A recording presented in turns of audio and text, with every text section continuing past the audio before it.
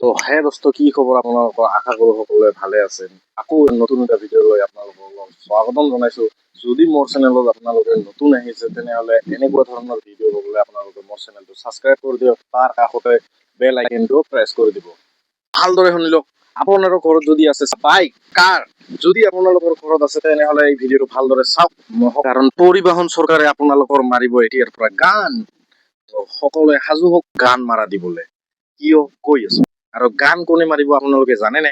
গান মাৰিব আপোনাৰ পাব্লিকৰ গান মাৰিব, আৰু মাজত মজা লৈ থাকিব চৰকাৰে।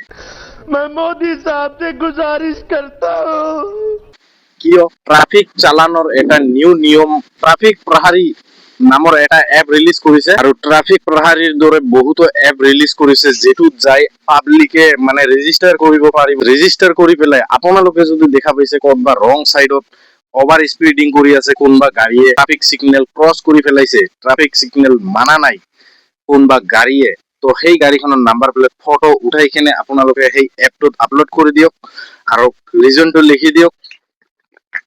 তাৰ পাছত কি আৰু মাৰি দিয়ক চালান, য'ত ত'ত যেনে তেনে পায় পাব্লিক।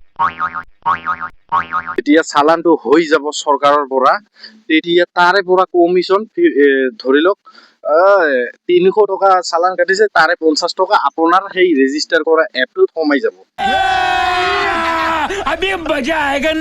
সেই চিষ্টেমটো এতিয়া ষ্টাৰ্টহে কৰিছে, লাহে লাহেকে চব মানে টাউনত চিটিত আহি যাব, নিজৰ ষ্টেটতো আহি যাব, আমাৰ অসমতো আহি যাব লাহে লাহেকে। কিন্তু এই চিষ্টেমটো হোৱাৰ কাৰণে মই বহুতেই ভাল পাইছো দিয়ক, কাৰণ মোৰ না গাড়ী আছে না কাৰ আছে।